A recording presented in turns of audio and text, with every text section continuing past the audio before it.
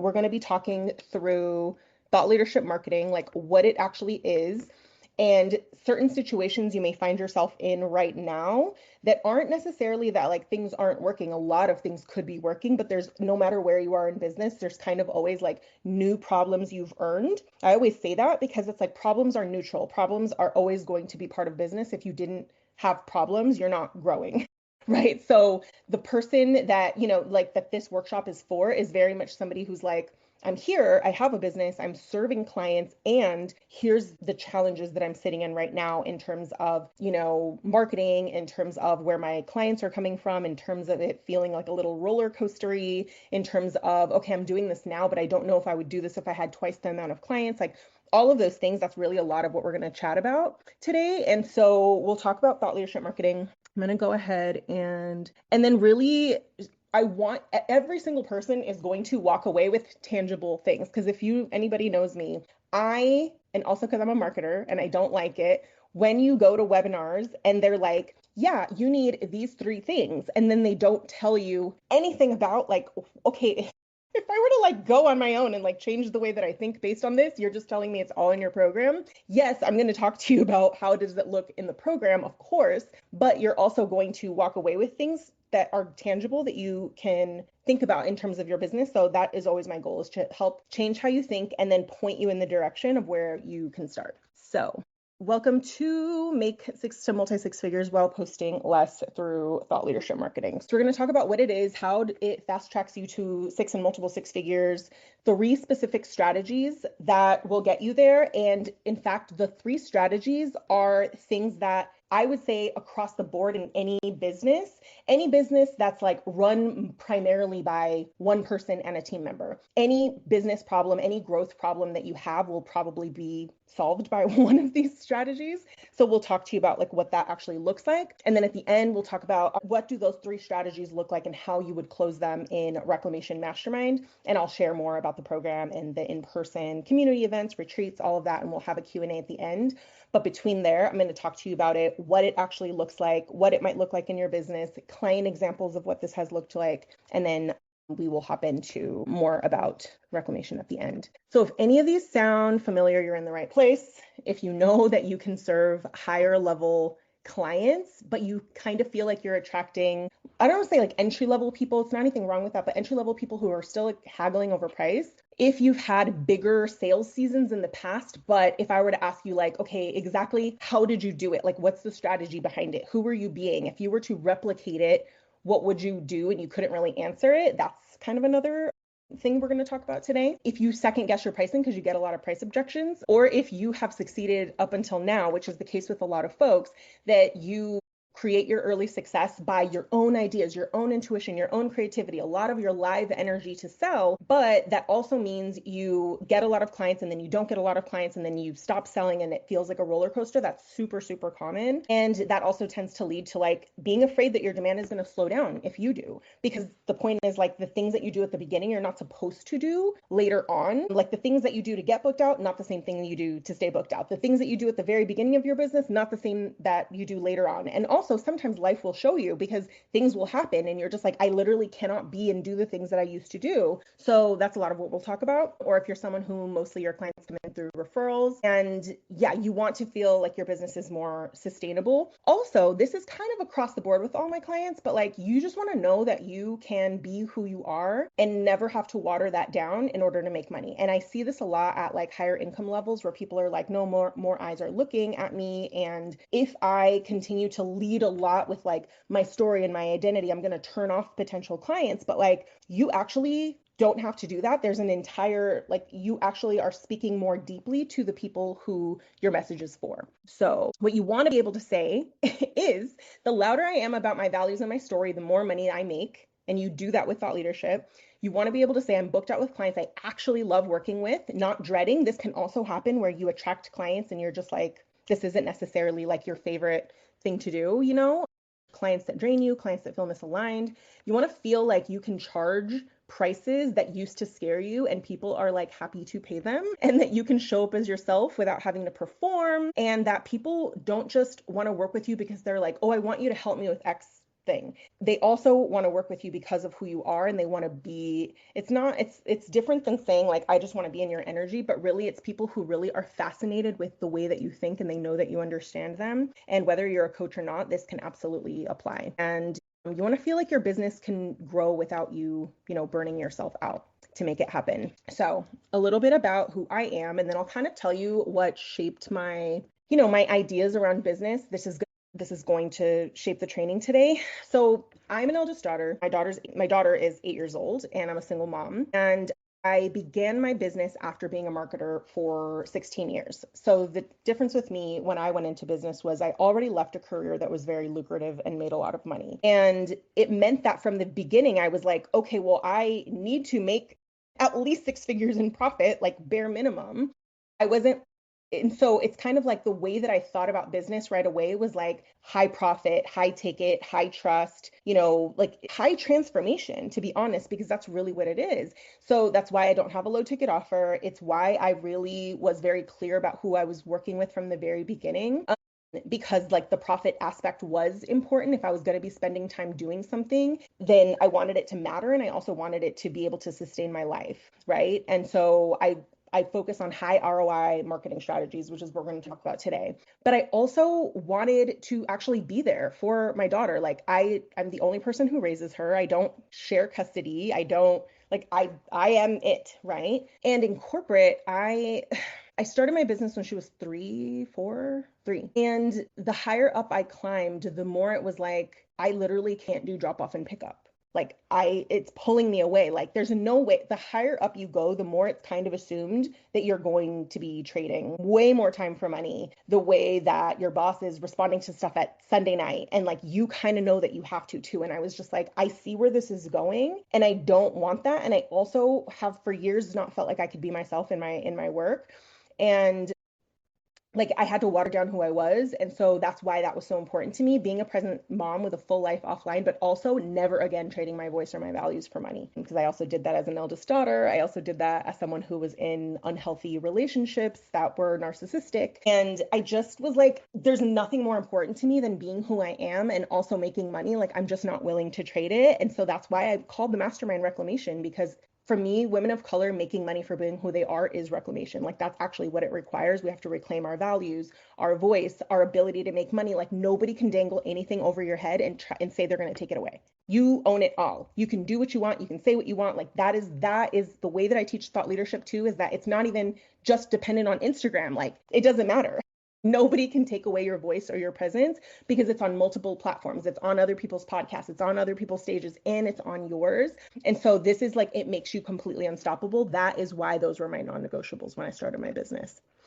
So the lens that I brought in is like, how could women of color make multiple six-figure years while for me, I take summers off to be with my daughter. I take 10 weeks off a year. And I do this not through like super high volume. I've never really been like a high volume marketer. For the first several years, I posted like 4 times a month on my Instagram feed, and I didn't market anywhere else. And granted, like the algorithm and things are changing, so I wouldn't say that you can 100% do that anymore. But thought leadership marketing has been my highest ROI form of marketing from day one. And I believe it's the fastest, most profitable path to like a six-figure business as a woman of color. So with that being said, I think the biggest misconception that I see and that I coach on is the way that I made money before is the only way that I can keep making it. And that is backed a little bit almost by survival mode. Because when you think about what is survival mode is I'm only safe if what happened before happens now.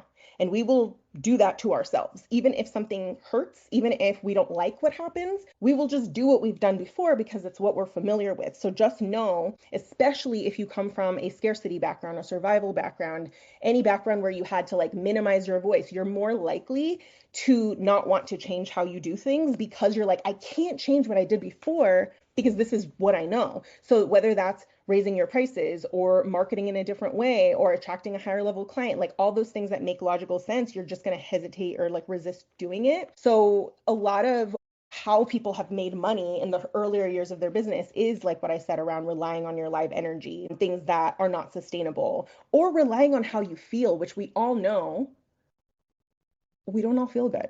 we go through shitty, times in our business. I'm actually curious on this. Is there a time, and you don't have to share anything you don't want, but I just think this is a pretty like universal thing where you have gone through a time in your life where it just was a lot harder for you to market or sell because either your own results went down, you don't feel like you were embodying what it is that you deliver to clients, or you were going through something health wise or family wise or something, and you were just like focusing on like self coaching yourself so like you could feel good so that you could show up. Or even if you just like put in your like a little thumbs up or something just to say that you've been there, because it is pretty much guaranteed that like any business owner is going to do that or going to go through that. And the reason that why I'm talking about it is because it isn't sustainable to rely on how you feel to market.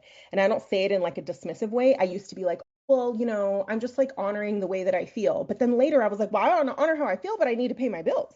Like I live in San Francisco and I have a child. And like, especially when I felt bad more often than I felt good, I was like, well, shit, I can't stop marketing and I can't make things mean something about me. But rather than just coaching me on the mindset part, I was like, I actually need systems to get myself out of my head so that when I am marketing and I feel like trash or I was burnt out for a year and a half, I can neutralize my marketing and be like, what is the content I need to create? What are the things that I need to do? And I'm going to talk to y'all about this, about I had to create systems to get me out of my own creativity, because if you're just relying on intuition and creativity and ideas, you're going to run out at a certain point or you're not going to feel good, which is why we also need, marketing systems. We're going to talk about that. So what you actually need is thought leadership marketing, which is where essentially what thought leadership marketing is, and the way that I teach it is you create demand, not just through problem solution, but you create demand through your perspective, your story, and your highest level skill sets in places where demand already exists. So what's different about this is problem solution is you're going through this problem. Here's what you need. Here's how I can help you. With thought leadership marketing, what you're actually doing is you're looking at what's an unmet need within the work I'm already doing. Like that's just refining it a little bit more. And then you're saying, because of who I am, because of what I know, because of what I've been through, here's how I see that need and serve that need differently as a result. And this is how it gets you better results. And then you talk about that need in general. You integrate more advocacy into your marketing so that it isn't all like, look at me, here's how I can help you. You're actually being an advocate in your marketing, which also is what gets you invited to speak and all the things. And I'm jumping ahead, but that's really what thought leadership marketing is. In fact, I was thinking about how people being so happy about Bad Bunny headlining or not headlining, he's not headlining, he may as well be headlining, doing halftime at the Super Bowl is because he's an advocate for people through his music. Because he talks about the colonization of Puerto Rico in his videos. His music videos are literally like documentaries about the colonization of Puerto Rico. He has brought attention. His music is for the people. And that's why people see brands like that and they're like, that's for me. Like, this is bigger than the music. This is for us. Like, you're creating something for your people. That is advocacy. That is thought leadership. And I was like, it's so good. Oh, I was like, I feel like I need to do a little like, this is why people are so excited about Bad Bunny. There's this like thought leadership and advocacy in the platform that you create. So what happens when you use thought leadership marketing is people are pre-sold on you by the time they reach out because they've heard you talk about these things that really matter and they're hearing you say things no one else has ever heard. Maybe some of my clients will say they do get some price objections, but it'll literally, I don't know. I just think it starts to really go away. That's not the main thing. It's not that you won't ever get them, but it's not really about the price. And this is while you're raising your price. You also don't get compared. People aren't like, oh, how are you different from so-and-so? It's like very obvious. You also will start to notice that you will attract clients from multiple places even when you're not posting. My clients will just be like, oh, I feel like I've been super inconsistent, but yet like I just booked like 3 discovery calls and it's just because they found you on someone's podcast. They found you through somebody sharing your work. And that's why it's important to not just depend on one platform. And you also do start to get invited to speak. Like you can pitch and I teach you how to pitch, but people will say, I want you to be on my platform. I want you to be on my podcast, which also is your work, your thought leadership, your expertise being in multiple places. And yeah, you will feel like an unfuckwithable expert and your results will show it. So how it actually helps you make more money without more posts. And I'm going to teach you the 3 strategies, but like Literally, when people say you can make more money without posting more, like how thought leadership helps you make more money, is because your content becomes more potent. Therefore, you don't need as much volume. You don't need to do as much talking and this and that and all these objections. It's just like, bam, like you say something and people are like,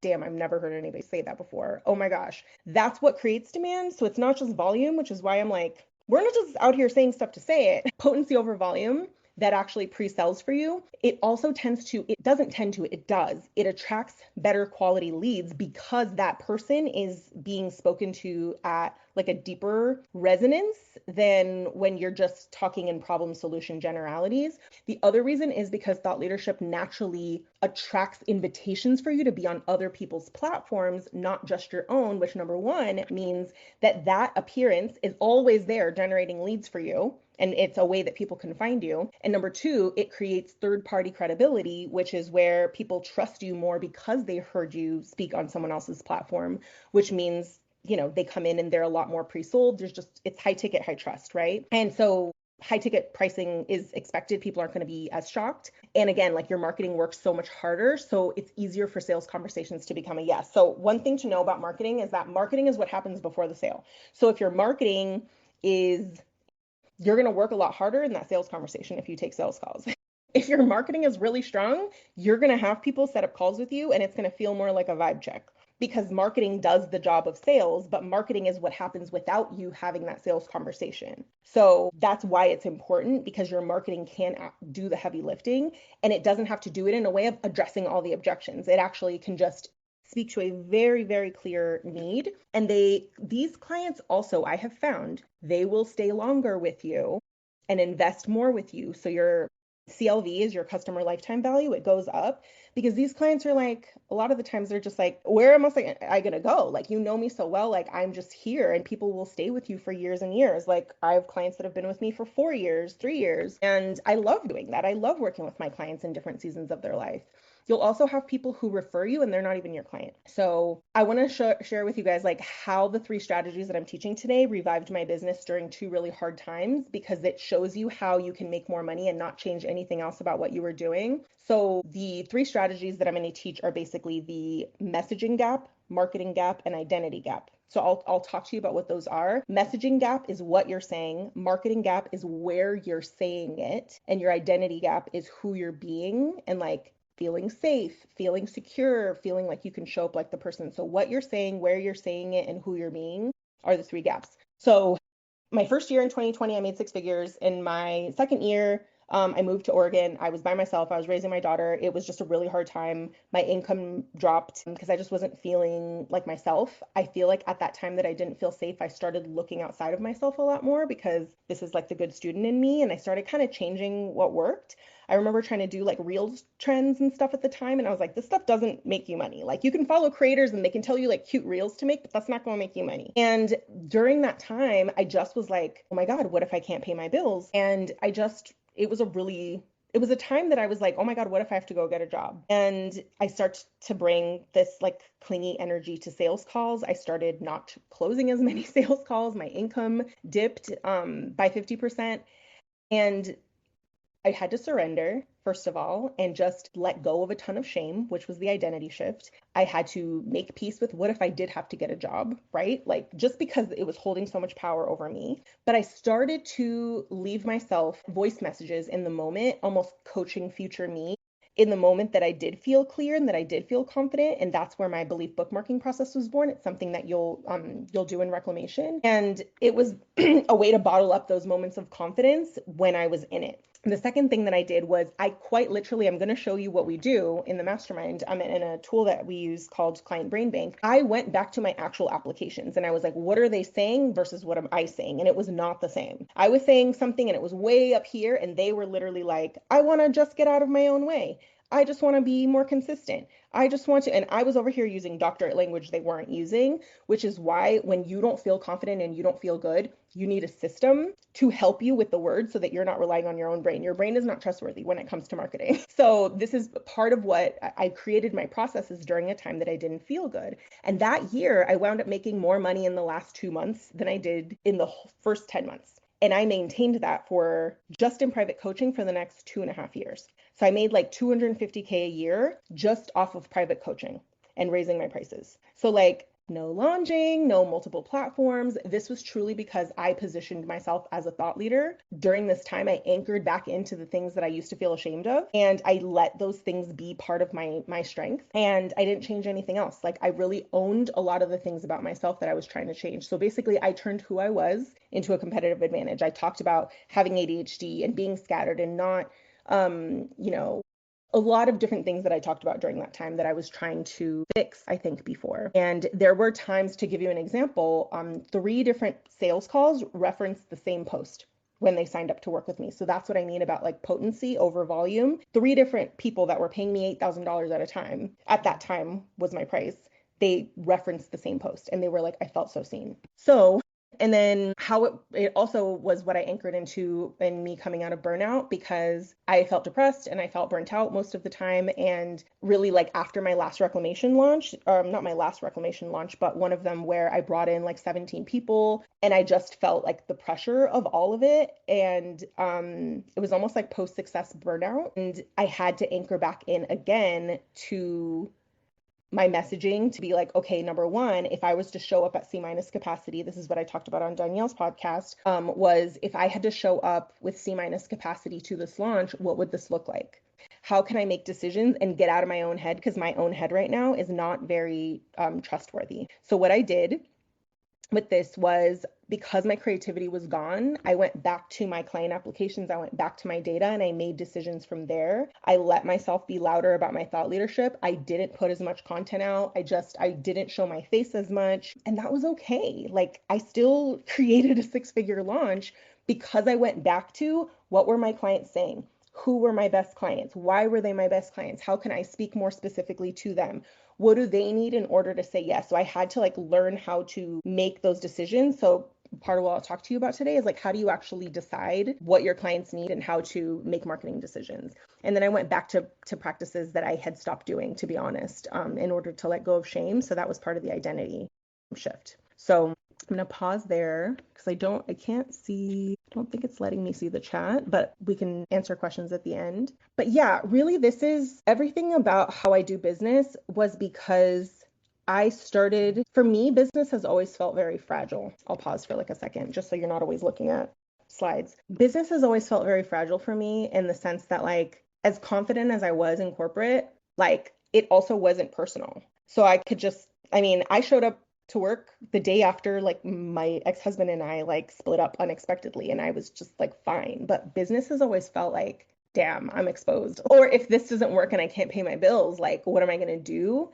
And so it's been the most vulnerable like thing that I've ever done. And I had to come up with a way to do business where I'm like, I need to make money, but I also am not going to compromise on my values. And I also am not going to be living my life on social media. So thought leadership marketing has always allowed me to feel like I'm making a difference. I don't have to depend on just my platform, but I'm also creating medicine through my work that also creates clients that I absolutely love working with. So I'm just going to pause really quick and see. Okay. Yeah. Reclamation elder. Hello. Yes. Bad Bunny. Okay.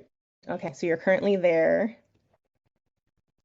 There in what? I probably said something earlier, Ebony, about where we're currently at. But yes, I just wanted to pause for a sec. I'm seeing some of my clients here and I'm so excited y'all are here. But yes, I wanted to pause before I go into the strategies piece. We'll start up again. You guys know me. I don't like, I'm such a dialogue person. I'm such a coach that I was just like, let's just talk. Let's just talk, you know. All right. So where's my little window here? I swear these things. Okay, here we go. So the 3 strategies, okay? Get your notes out, there's your replay, but here's the 3 strategies. Wherever you are, this could apply to anybody, but in particular, if you're already making money, you probably have one of these gaps that you need to close. And like I said, I closed 2 of these this last launch and then 2 of them years ago. You're probably going to be in one of these no matter what. One is we're always sitting on hidden demand, meaning there's something underneath us where we haven't activated that type of client. So number one, there's hidden demand in your current audience and there's hidden demand in other people's audiences, meaning you don't need to change a bunch of stuff, but it's already out there. So hidden demand in your current audience is understanding why they're already buying so you can double down on that in your marketing. So I'm going to show you a tool that we use called Client Brain Bank, because when you have actual data like client applications, you should be looking at it on a regular basis. And so with this, I'll show you in a little bit. So with that, the hidden demand from new audiences looks like being visible in spaces where your people already are. So instead of you doing all this work to like grow your audience, there are already rooms, memberships, podcasts, summits, communities where they're already at, and you can go and actually be of service, lend your expertise, and those rooms are already like there and waiting. And so that's just another way to grow. And so why it works is because there's an 80-20 rule in business. It's not universal, but the 80-20 rule says that 80% of your results typically come from 20% of your efforts or 20% of your clients. Either way, and again, it may not be universal, but typically that's the case, is that most of your results have come from a very specific type of marketing, type of lead gen. Maybe it's certain types of clients that renew and refer other people. It's like if you were to think right now about the clients that you're like, oh my God, if I could have 10 more of this client, like they're the best. And it's not just because they're like easy. I'm not saying that they're easy clients. These would be clients that you absolutely love working with, that apply, like either the things you teach them or they send people to you. You adore working with them. And typically these will be people who are like also very profitable clients. They get the result that you intended, and they also are like a joy, and they also send other people like them to you. And so sometimes it's the client and sometimes it's you did a certain thing, and when you think about how people found you and what you did, you're not doing it. You're doing it sometimes, but if you really were to look at where have my efforts been the most like fruitful, that is the 80-20 rule of business. And so that's part of what we want to look at. But thought leadership also will activate people in your current audience. So you already have people watching you, but a lot of the times they're watching and they're not buying because they don't feel activated. They don't feel like spoken to directly. So this is how a shift in messaging and leading with thought leadership can actually awaken people to be like, oh, I need to be interested in, I want to be interested in this. I've been hearing you, but like it hasn't really clicked until now. It also will help you to tap into hidden demand in the sense that like you may already be landing sales calls, but not closing them because the marketing isn't doing the job that it could be prior to when they get on the sales call. So by the time they get on the sales call, they're bringing you all of their like, oh, I don't know. And what about this? And what about now? And so when your marketing works harder, you're also tapping into hidden demand in the form of you're already landing the sales calls, but it's harder to close them because the marketing isn't, like I said, working as hard as it could be. So how is every person should download all of their applications and their onboarding forms program by program. So if you have a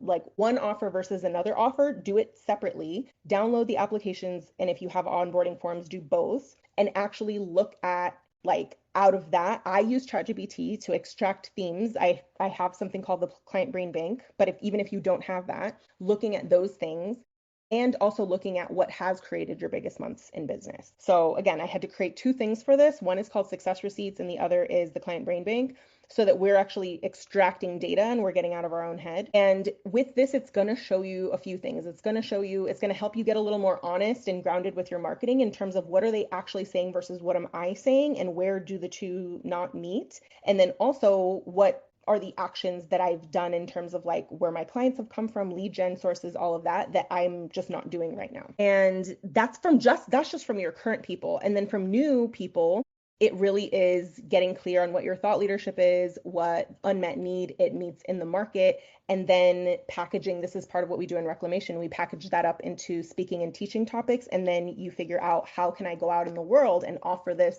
to these platforms, and then that increases your leads, your visibility, more people, learn about you.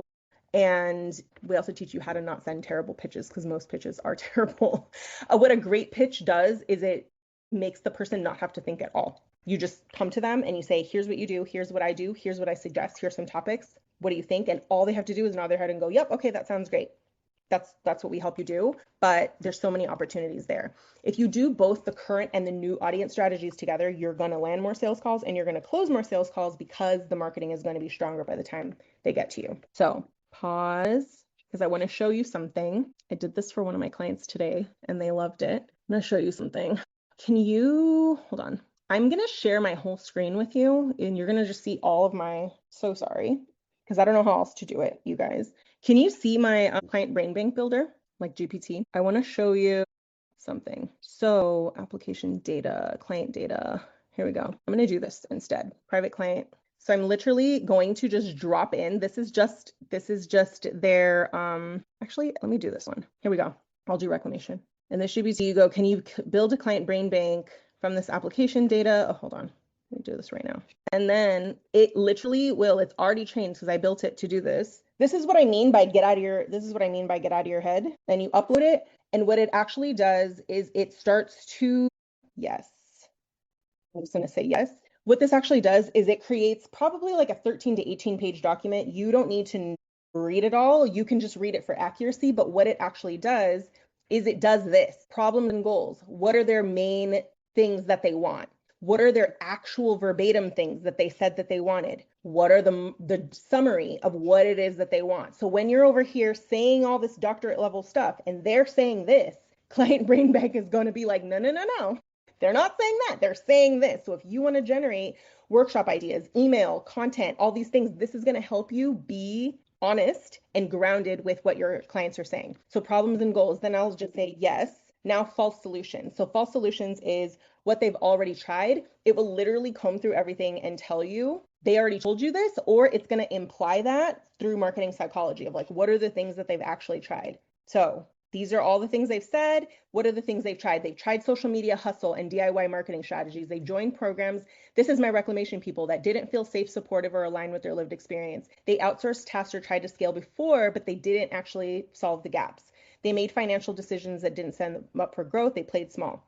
False solutions. Then I'll just say yes. So basically, when I say this is what I had to create to be like, Mariela, you cannot rely on how you feel.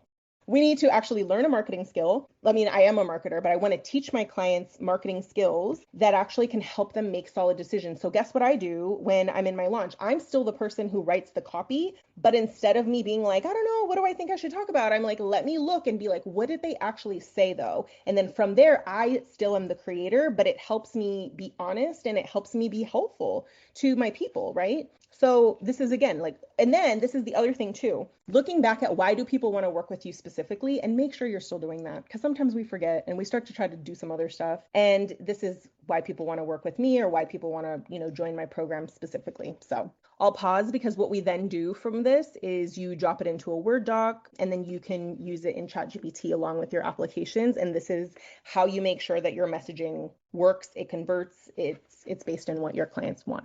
Okay. Yes, feelings will get you. Absolutely. And I used to be triggered by stuff like that, to be honest, before, because I was just like, no, but you don't understand. I'm a daughter of immigrants and like I am just going through all of these things. And I'm like, yeah, that's true. It doesn't mean like don't care about those things. It just means that like we can't make our business only dependent on how we feel. Like that wouldn't make me feel safe as somebody who like has a daughter to, provide for. So, all right, let me go back to the presentation. Hold on just a sec. I always lose my way whenever I do this. Share. All right. So, oh yeah. So we're going to do these in reclamation starting this month. So I was just like done with you. Let's just do it together. We're going to do your client brain bank. We're going to do high ticket positioning. And we're also going to come up with like lead gen and visibility. So like planning out your speaking topics where you're going to, pitch them to. That way there's no question about it. I was just like, how can I just make it easier for everybody? So we're going to do that starting in October. So you don't have to guess. So with the hidden demand, an example of this and how my client Patty did this was she initially was doing self-love coaching. She was marketing on Instagram, but really when we looked at, she also was doing some leadership coaching. So it was kind of shifting between the two. In looking at her work, we realized like you already have demand underneath like your feet basically and in your audience, but I think it took her recognizing that like she created those opportunities on purpose, even if other people initially brought her into the opportunity, like she still was the expert. So we looked at like, okay, there's kind of two different worlds you're speaking to, but do you want to be doing that? And so we actually shifted her marketing. She doesn't market on Instagram anymore. She started to position herself just as a leadership coach, marketing offline through like relationships, but also through LinkedIn and her podcast, which she launched while she was in reclamation. She really got clear on like what is the unmet need that she solves through her leadership coaching.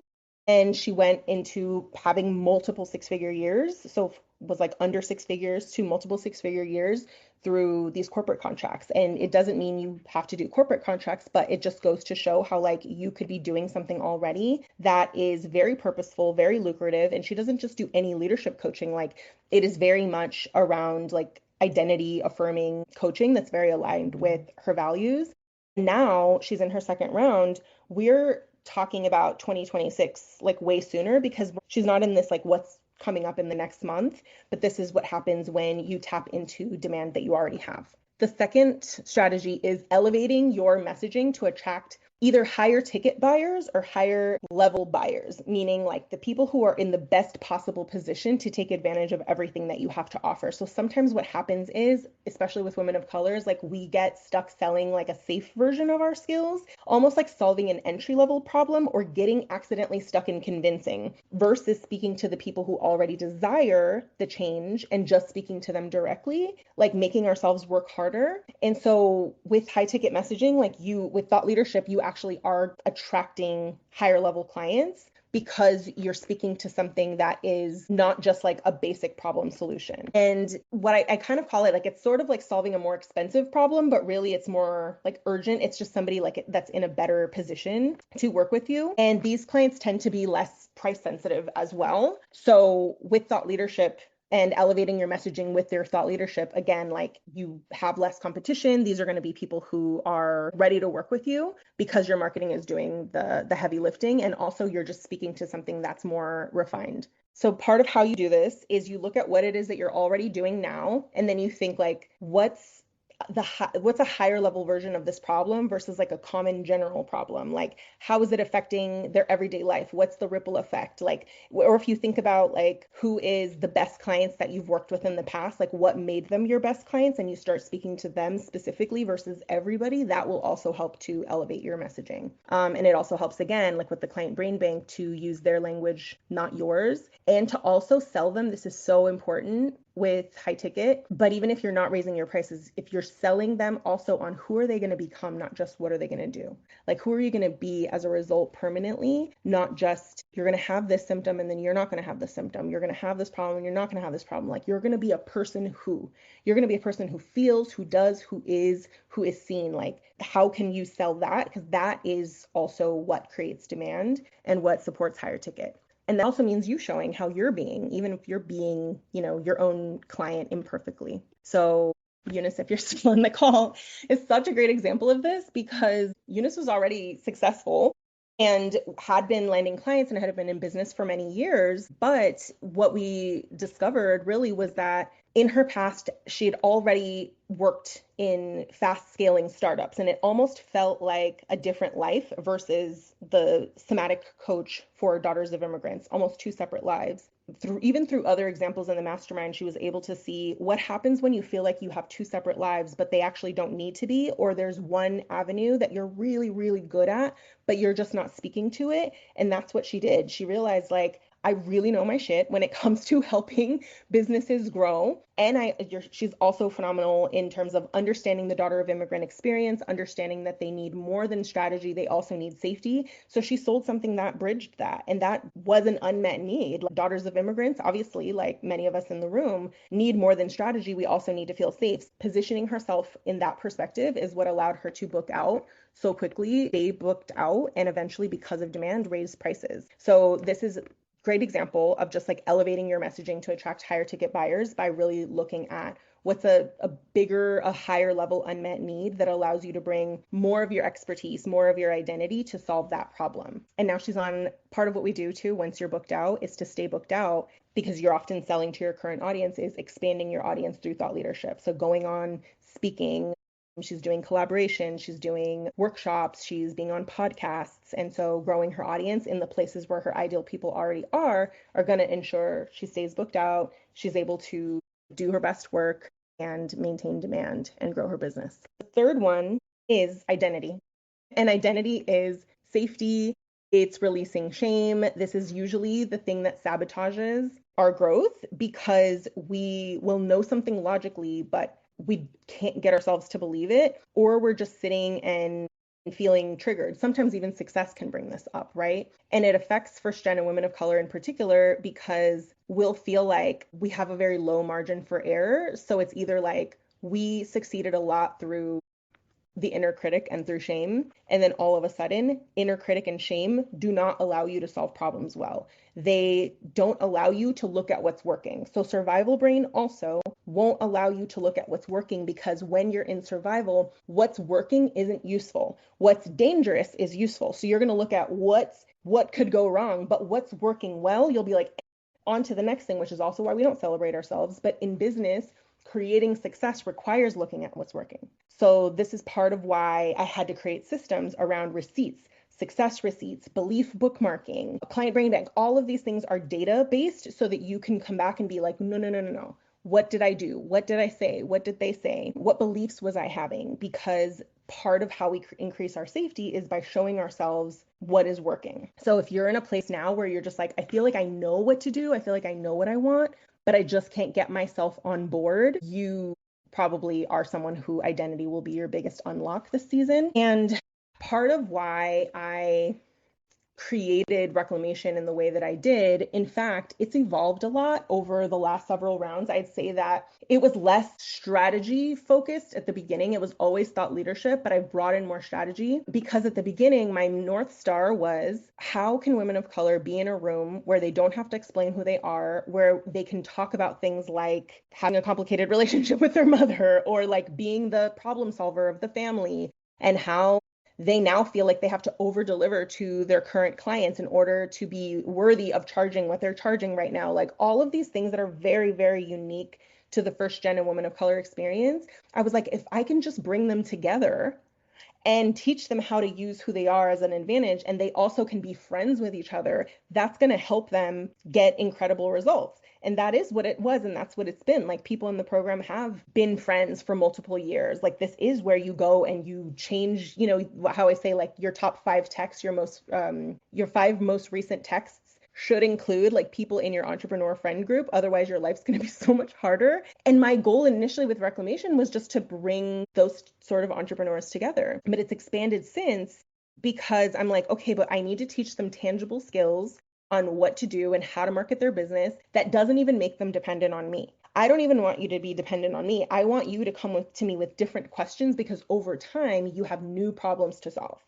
right? So I think that's another thing that's really important is like safety, community, you building skills that help you feel like I got this, I know what to do, and that nothing's going to take you out of business, right? So a big part of this is like the identity is facilitated by safe community, by having a place that you can talk about white supremacy and you can talk about how ICE is snatching people in the streets and you're worried for your parents. Like these are things that you should be able to bring to a place where you're doing something as sacred as growing your business, right? And you can do that here. So Kiara is a marketer. So let me tell you, when you're coaching marketers who do this for other people, they know what to do.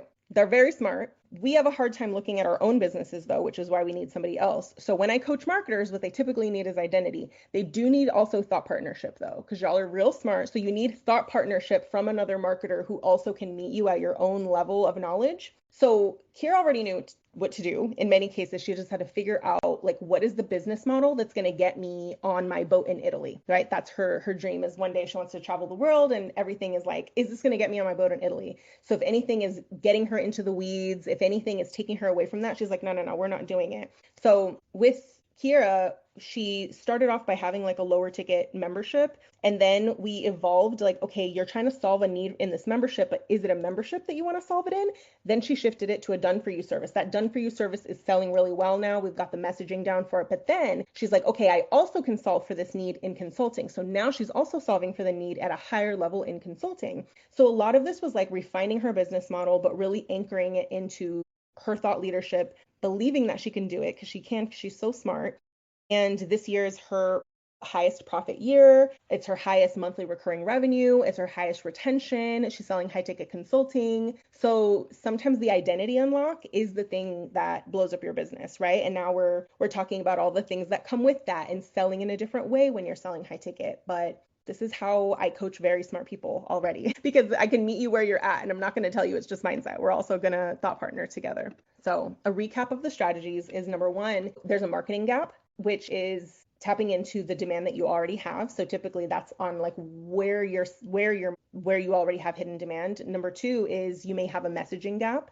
So how do you elevate your messaging and keep it honest and keep it anchored into what your actual ideal clients are saying, and then match your thought leadership to that. And then the third strategy is there may be an identity gap where you know what you want to do, but you don't fully believe it, or you don't feel safe to either create or hold what it is that what is in your goals. So when you are able to anchor into thought leadership on its own will shift your identity, because you will see, especially when you're featured in different places and all of that, you're going to see like, I really do know what I'm talking about. And it's all of these things all together really will help you to create more demand without doing more. This is where sales calls, like I said, start to feel like a vibe check. You can increase your prices. You'll have people reaching out to you to ask you to speak. This is what happens with my clients all the time. I also think a good sign of success is working with clients who activate a little bit of imposter syndrome, but they want to work with you.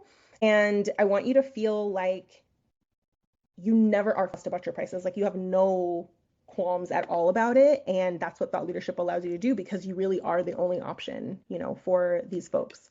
In closing, what got you here won't get you there. A lot of what got us here is just high achiever, survival mode, relying on live energy. And there's certain limits in business that it's really, really hard to get past that. You actually can't. I really think I see it almost like six figures, like even to get to six figures, but beyond, like we really have to shift out of this, and you need a sustainable way to book out your offers, and being able to do that without burning yourself out, without doubling the amount of effort that you're doing, but instead making it more potent, and then making sure that your thought leadership is in multiple places, not just your own platform. And that's what allows you to create more without doing more. So with this, I've literally in reclamation, I've solved for everything. Like I feel like, and whenever I have it, I create the solution. So whenever my clients are having a hard time doing something or they're not doing something, I'm always asking why. I'm like, okay, do we need to do this together? Why are they asking this? Why are they not implementing this? Like, let's bring this back. So everything that is in reclamation is like what I created in my own business in order for me to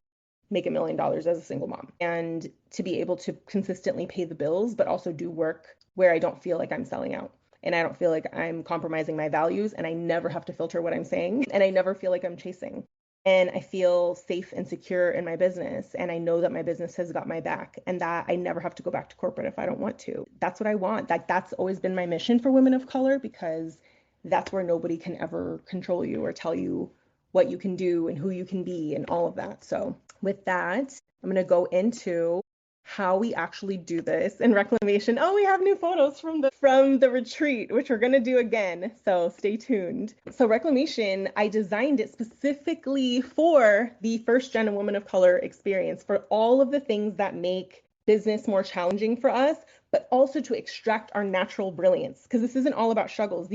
We're the ones who care so much. We have these amazing stories. We undersell ourselves a lot of the time. So like, this is literally, I created this like for y'all. And it's a high touch, high support mastermind. You're going to build your thought leadership. You're going to book out your offers through thought leadership. It's going to be like your demand engine. So everything I described to you today is thought leadership being a demand engine, where it's creating demand in multiple places without you burning out or compromising your quality of life. It is a place where high caliber, brilliant, amazing, purpose-driven women of color are growing their businesses, not just coaches. We have B2B, we have B2C, we have speakers, we've got different business models and different visibility strategies. So just by being in a room where not everybody is doing the same thing and people aren't just doing question answer, you're naturally going to change the way that you think. And I think it's really important to be in rooms where there isn't like unilateral thinking, where everybody is thinking the same way and everybody's like, ooh, let me apply the coach's process exactly the same way. Like, you're going to learn how to think in a really, really brilliant room. And I designed it like that on purpose, where it's not a one size fits all. It's led by me. I was a marketer for 16 years before. I'm still a marketer now, technically, which is why I'm like a 20-year marketer.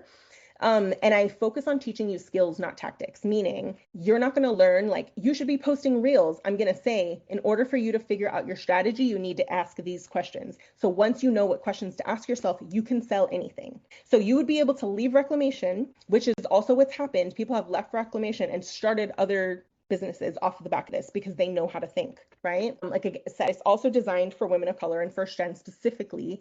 I have put so much intention into reclamation from the beginning for it to be a community where people form friendships, where they feel safe to bring stuff about just things that they may not like admit in other places for them to lower their guard. Because I think about how women of color don't just go into spaces and like talk about things like we have our guard up. We feel like we have to have our shit together everywhere, right? And so that's earned. Like I have to earn that from my clients by creating a space where they feel like they can do that, by creating a space where they feel like they can connect with each other and doing that on purpose so that they can become friends and they can have those connections and they feel like they can bring those things to the space with me. This is also why I let people leave me voice memos in Slack, not just texts. So we have, I think it's a little bit out of order. We might have skipped one of these, but we have milestone-based curriculum. Basically, it's not heavily curriculum-based. You're going to just learn how to make decisions, but there are places in the portal where you can go when you're focusing on increasing your demand. That's what came before this, but I think it got cut off. Whether you're just trying to double your demand, whether you are already booked out, or whether you're, in the scaling stage, the curriculum will meet you there. We meet every week for coaching. Also have, once you book out, leadership circle. That's additional support that's focused on scaling. You also get a quarterly call with me when you're in leadership circle so that we're diving deep into wherever you are. You're not going to get left behind. It's an intimate mastermind. This isn't like where you're going to be in a room with 50 people. I think we've got like 9 people in there right now. So you will get coached. You will get everything that you need. There's no reason, like you will get everything that you need. Whether you're showing up to the call, if you're submitting a coaching form, sometimes you want to share something private just in the form with me, or you're like, I only can make the first 20 minutes of the call. I'm like, fine, tell me when you have to hop off. You can get what you need and you can dip out.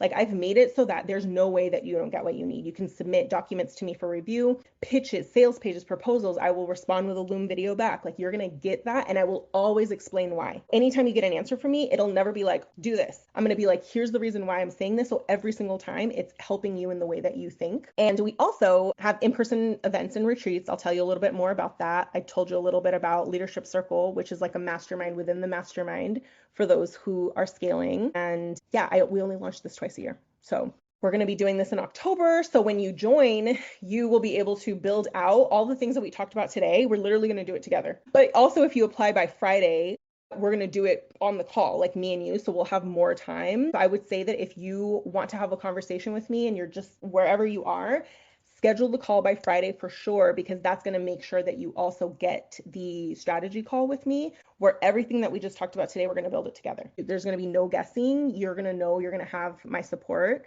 And then we're also going to have the workshops, which are basically done with you. So like we'll be on the call. You can send me things for review and we'll get your plan together so you can hit the ground running and you can get to meet everybody. So I've been asked about the retreat. This would be my third one. I'm always a little nervous when I say, yes, we're doing it, because there's so much intentionality that I put behind this to create this space, but it's also magic.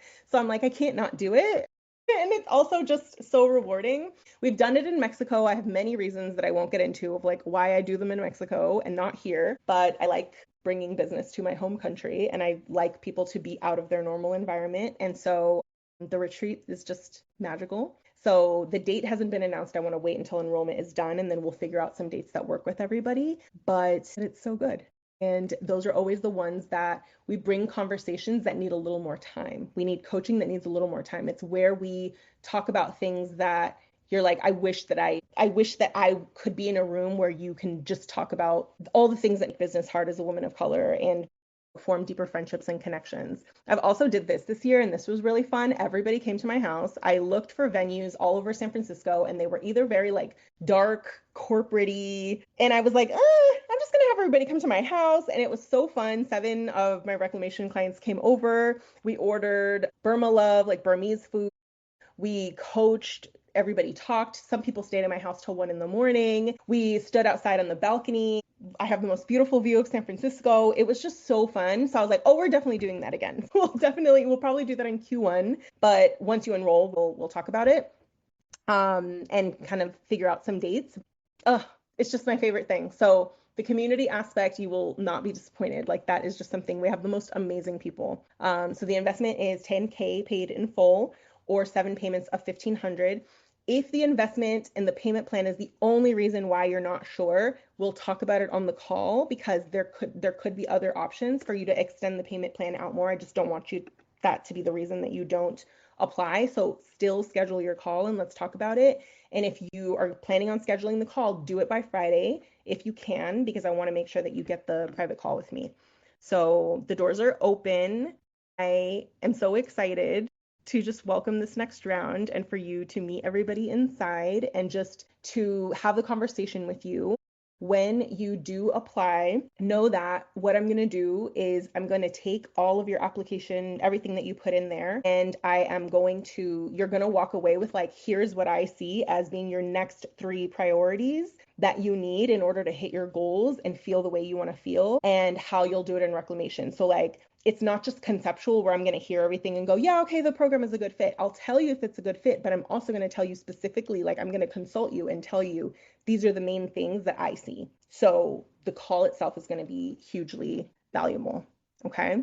So again, multiple ways to get coached. There's no way that you don't get what you need from me. You will get it, whether it's a voice memo, whether it's a document review, whether we coach on a call, you come to the retreats, it's all here. That's the investment. You would start as soon as you sign up and book it by Friday to make sure you get the call. And we can talk through any of these. If any of these are questions that you might have, I just put this on here so that you can ask me anything you've got. Thank you all for hanging out with me. I think we're like an hour in. Does anybody have questions, or if you're just like, okay, here's where I'm at, here's like my biggest challenge, like hit me with anything. And you can also bring them to the sales calls. Like people ask me hard questions on sales calls and I'm like, bring it, because I'll tell you. And I've also told people when they weren't a good fit.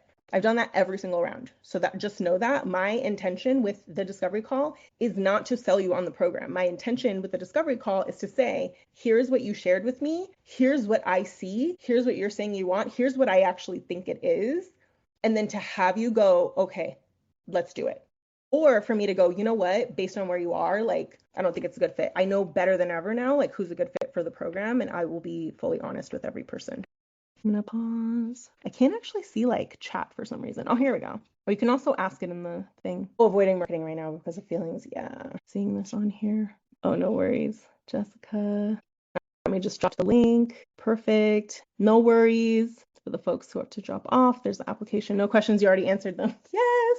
Brenda's going to be joining us. I'm so excited. It's so funny when I have clients and I'm just like, I feel like every round it's like, I made this for you. And that's like the best feeling. I feel like that's also what thought leadership does, because when people join, they also like the fact that I go on rants about I will never shut the fuck up again. And this is so important in my business. Like they care about that. They care that I recorded a podcast about how do we show up right now while our people are getting snatched off the streets by ICE. And I'm so activated, I can't even sit in front of my computer. Like they love it. And I think that's important. I'm like, there's things that I've done where I felt cringe in the moment. And I was just like, oh, I feel like somebody's going to be like, oh, she's like, but it always activates the right people who also fucking give a shit about that. Like, and that's why the work is why I love doing this work with the people that I work with, because it's so value aligned and you know exactly where I stand, right? On everything. And you know what you're getting. What you see is what you get with me. So I've been working with Brenda just on the back end before we start in the program. So it's just been so good.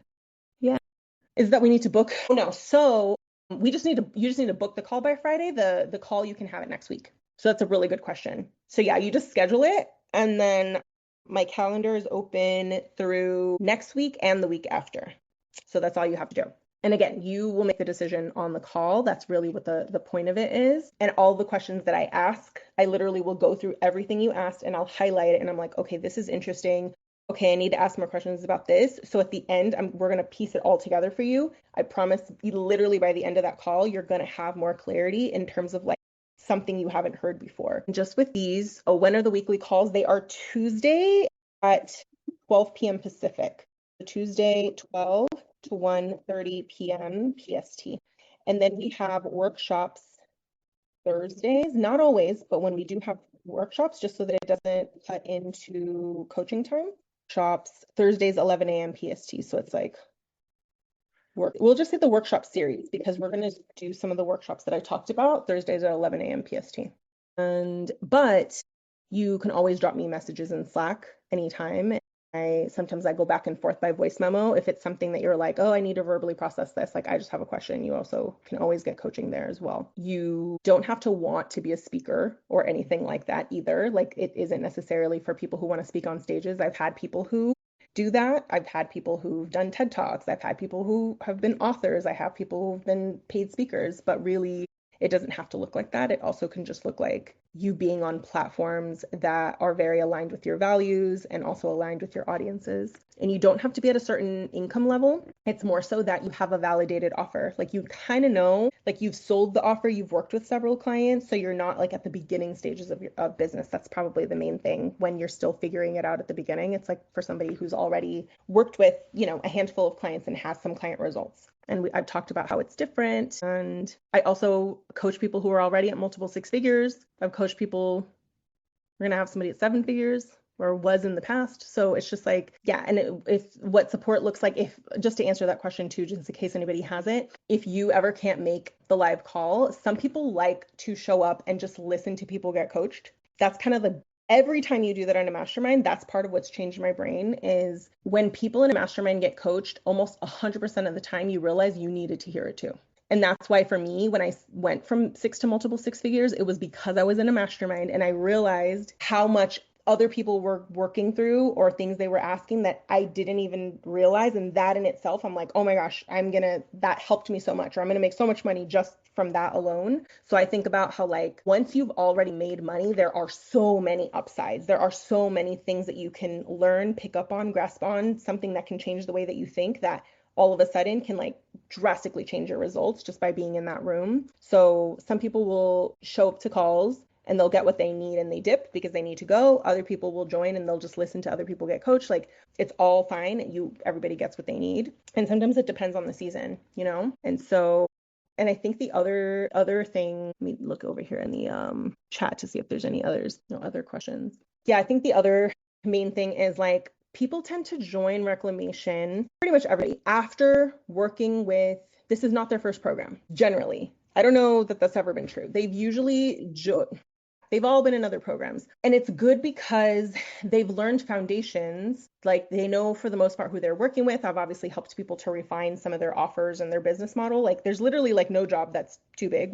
I've done all of it in the program. But usually they join because something's missing. It's kind of like they're in a now what stage where they've learned strategies, they've grown their business, but now they're just like, I just can't see 3 years from now. Like, I either don't know what 3 years from now looks like, or I think about it and it scares me, or I think about it and I don't think I can do it and I need to change that.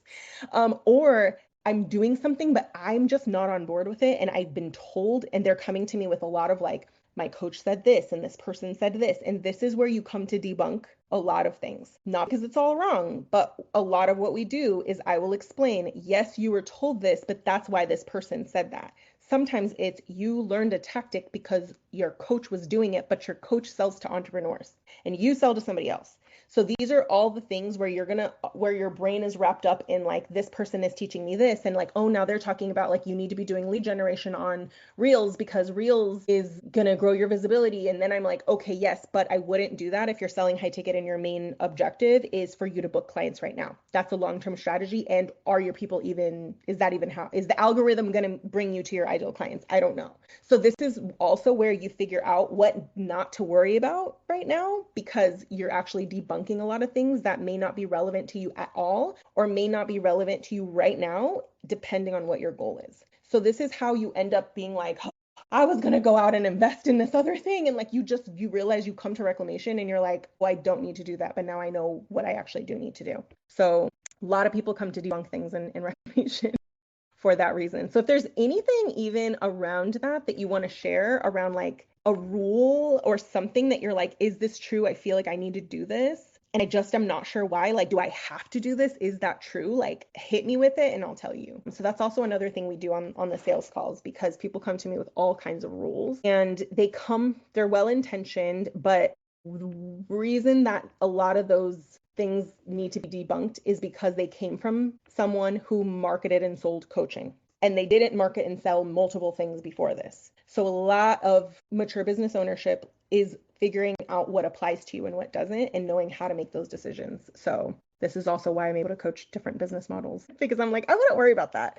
I'm coaching this person in this way, and here's why, and I'll always tell you. And it's like, and this other person, I'm coaching them in this way, and here's why. So this is how we create, bigger results without burning ourselves out, because you got to know why you're doing what you're doing. I always want you to know why you're doing what you're doing. When you work with me, you always will. So any other, like, hit me with any thoughts, questions that you've got, even if you're just like, how would it work if I'm in this situation? Or is this true? You can always hit me with it. If you want to, you can also feel free to unmute yourself. You can also do that. You can unmute yourself, or you can drop it in the chat, or just say, I have a question, and then we can talk about it. And for like the folks that, if you already hit like a really big year and you're kind of like, feel like you're tapped out and at capacity, I didn't talk about this here, but like I hired and led teams for a really long time. So when it comes to hiring, I'm also the person that will tell you, like, who do you really need to hire? How do you make sure that you absolutely love the person that you hire? So I've worked with people, like I said, that have needed to hire, that have needed to streamline their business, so that they feel safe for things operating even without them. How do you make sure that you absolutely love whoever is on your team, but you're also not spending $1,000 a month? All of these things are important. So there's been some people where I'm just like, yeah, you don't need to get anybody on retainer. You just need to come in and have somebody clean up your systems. Or, oh, you just need to get a video editor. And how do you make sure you get a really good video editor? Okay, you just need to hire this role. Like all of that, I've also done that. So if you're at that place where you feel like you're at capacity and you also need help there, I also can help you with that. And just like with the leadership skills as well. Any other thoughts or questions? It's always, hi, Naomi. It's good to see you. Hi, sorry, I've been cooking dinner this whole time and I'm like, Oh I need no, to all get good. away. Yeah. No, I know it's dinner time for you. Yeah, I'm in New York, everybody. Yeah. So something that you said is, and I'll tell you what it is, it's been really showing up for me and Hmm. like throw me off a little bit. And that part is what you did in the beginning to Hmm. start up your business is not necessarily what you need to be doing now. And I feel like I'm in that season where I'm just Yeah. gonna kind of have to go back to the drawing board, figure things out. Like sales Yeah. has slowed down, and I know it's like a larger thing, like it's just Hmm. in the industry overall. But And I that's like feel like it, possible. Yeah. yeah, Like and I, that's true. And there's always, anytime an industry changes, there's always hidden demand. Meaning, like, yeah, how when people are very worried to spend money in a certain way, it's almost hmm like it's made something else more urgent for them. So it kind of always just yes, like shifts from one thing to another. Or they might be in like how before people were like this and that, and now they might be like this or that. And how do you sell in a this or that hmm economy? You know what I mean? And so also it's like, so yeah, I just wanted to say that because I always feel like that's true. And then what does that mean for like our strategy too, you know? But yeah, you yes, see what I'm that's saying? true. Hmm. And thank you for catching that because I always hang on to the latter part. Yeah. And it's really caught me off guard. And I'm just really glad that you've mentioned that because it's not Yeah. something that, I hear often. And it's been like, I don't know, I just have to take a seat, a lot of times and just figure Hmm. things out again. I don't know if there's a question in there or not, but I just want to say thank you for sharing that. Yeah. And it's been a lot of like, is this my business ending? Like, is this over? Oh, And, like that kind of thing. But also, yeah. I'm very intuitive, and it's like, no, it's not that. Yeah. It's just trying to figure things out the way they're supposed to be happening now. Yeah. So, yes, thank Yeah. you. So I was gonna say sometimes there is a question in there and we don't know. Yes, So that's why maybe I'm there like, will be. let me just talk. I know she's gonna pick up on something. This made me realize that another thing about the way that I coach, where sometimes I'm like, who just hasn't talked to me in a while? Who needs to talk to Right. me? And it's the reason is because sometimes we don't actually know what the question is. I feel like, Lo, this has been us too, where I'm just like, could we just talk on the next call? And I will tell you because I'm either going to ask you a question about what you just shared, or you're going to say something that sounds like facts. And I'm going to be like, wait a minute. So it's always valuable, right? But one of the things that you shared was like, you feel like what you did at the beginning to grow your business, like, isn't necessarily like what it is. How is that looking for you right now in your business in terms of like things you did that worked versus like either what isn't working or what you don't want to do anymore? Like, how is that looking for you right now? Like the process of figuring it out, or. No, like what are some of the things that you're just like, I feel like this used to work Oh, and it gotcha. doesn't? Yeah. Yes. So before, what worked super well was that I would just go on Instagram and talk about whatever I was feeling, his experiences, whatever my clients were going through. Yeah. And it was just like we were vibing. But a lot of things Yeah. have changed. And I Yeah. actually have tons and tons and tons of client data that I was not using. Uh-huh. And yeah, so I recently started working with Kiara actually. Hmm. And I'm sitting on all this and I'm actually now learning how to use this information that I Yeah. got. Hmm. And it's made it so much easier for myself because I would delay things because I'm like, I don't feel like talking today. I don't know what I want to Hmm. share today. Like, and I would be in that Yeah. mood. And now I'm just like, Naomi, do your job. You got the information there. You know Yeah. how to use this. Like, Yeah. let's get to it. Yeah. Learning how to shift my strategy in that direction and just like pop in and share life stuff whenever has Yeah. been a shift. Yeah, yeah. No, I think that makes sense. It's like the thing about if you started your business several years ago, the advantage that you have is that if you did grow it or start it during a time where, let's say across the board, in a pandemic, people had more time because things were closed and they were home and maybe they were a little more nervous about, like, people were faced with their own mortality, like, right, for a while. And they also just had more time and they weren't connecting with people. So even if that's circumstantially true, the advantage that we have now is we created data during that time. That now, what 100%. happens is if you were starting a business now, you would need to really focus on audience growth, like all these other things, and just really be potent. But like you already have those. So it's kind of like, yeah, you grew it in a certain way, but you don't, even if a market has changed, you have this advantage. The other thing about it is sometimes when we flatline or we plateau or sales feel harder, it's just purely like, when's the last time you did intentional lead generation, right? Like I think about it years ago, it was very easy to do lead generation on Instagram because of the way the algorithm worked. Platforms are always figuring out how to make money because as with anything, any social media platform, their job is how do we make money. So the way that content is pushed out now is much more interest based, and it also means if you're not creating content that way, you're probably not going to do lead gen on Instagram the way that, you would have in the past. So sometimes it's such a neutral reason where I'm like, maybe you just haven't done lead gen. And how could you do lead gen in rooms where your people are going to eat it up because they've already done the work of crafting that room for you? And that person's room doesn't even compete with your room. It's a different thing, but the person that's there is the same type of person that would work with you. So I think about how sometimes that's all it means is that we used a strategy, that strategy worked, something has shifted, it's time for a new strategy, but you could literally do a season of lead gen and then bring in hella new clients just off the stuff you've already created. Especially when you Hmm. already have a brand. I'm like, you got a podcast, you got Instagram, you got all these things. And I'm just like, dude, if new people in these rooms found you, that would already solve a money problem. And sometimes we want to make it like deeper than that, and sometimes it like isn't. So I wanted to offer that to you too, because I think about like when you have strong thought leadership and you have a really strong why, and like what you do meets such a specific need. I'm like, people cannot get those problems solved by literal doctors, and they get like all of what you do. I'm like, that needs to be everywhere. Right. So I'm like, Yeah, what if it's just that? What if it's just lead gen? And yes, messaging, but if your messaging converted before, sometimes it's lead generation. right. And we want to work on our messaging too, absolutely, so that people don't, it doesn't take them 3 years or a year or whatever to convert. So we want to work on our messaging, but sometimes it's like why I was like, it's what you're saying and where you're saying it, Yeah, for you sure. know? Thank So you so much. you're welcome. And I always like love talking about like, to you and like the work that you do.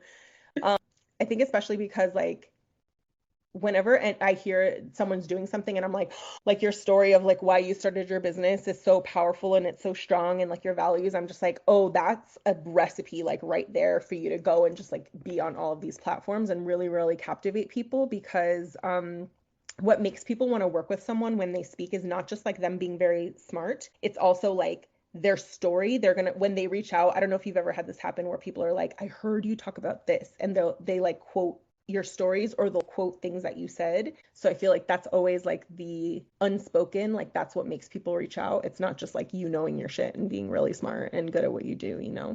But Yeah. Yeah, that has happened a lot where they're like, you mhm. said this. And I'm like, I did. They're like, yeah, you said that. I was like, wow, like people remember. I forgot I said all those things. Yeah, Paying exactly. I love it attention. when you're just like, oh, I forgot that I even said that thing. Do you feel like right now, like with the things that I talked about today, with like it's what you're saying, it's where you're saying it, and then it's like who you're being?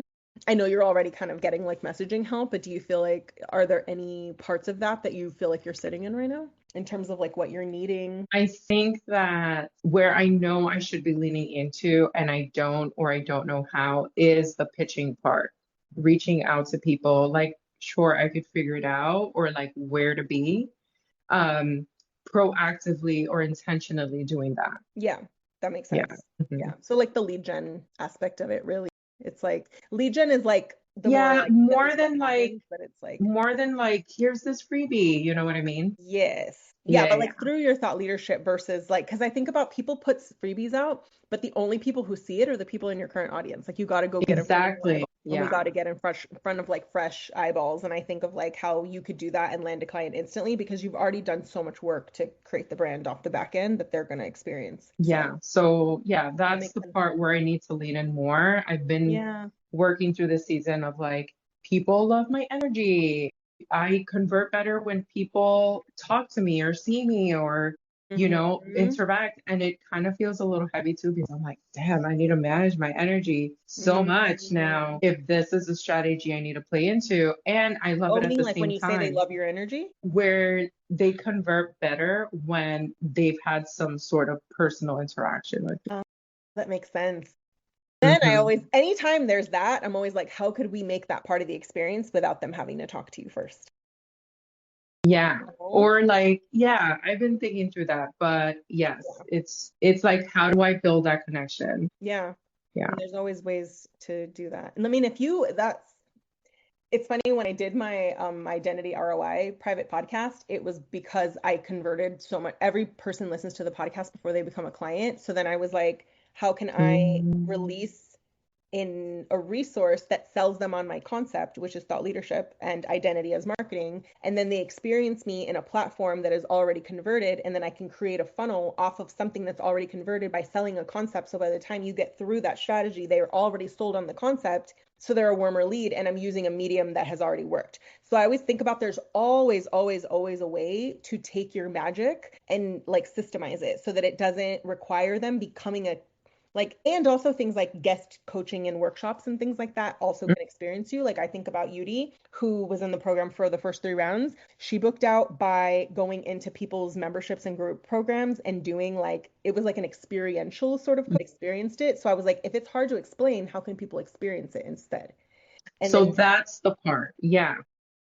so that's where I'm like, I love these challenges where I'm like, thought partnership around how can you take the magic and still make it part of your marketing system, either in the medium Hmm. that you're using or where you're going. It isn't always teaching, sometimes it's experiencing. And I think about with somatic work, with any coach that's really inner and transformational. I have a client right now who does like psychosomatic coaching or something. And I was like, how can people experience it and make it part of your strategy? So, yeah. So but yes, if we wind up chatting, and I don't know if you're even like looking necessarily to join a mastermind, but I those are always things that we can bring different like just ideas that you are might not realize you're sitting on because this is kind of where I think of like we need creative partnership to kind of think beyond like just posting to social media because I'm like, yes, you're posting to social media, but there's literally all these other things that could become funnels and systems for you for brand new people to find you that don't always require you like posting more or working harder, you know? Yeah. So, Thank you. I can see that. all right, y'all. If there's not any more questions, then I'll let you guys go. But if there's anything else, I'll hang on for a second. And if not, then you can always send me a DM on Instagram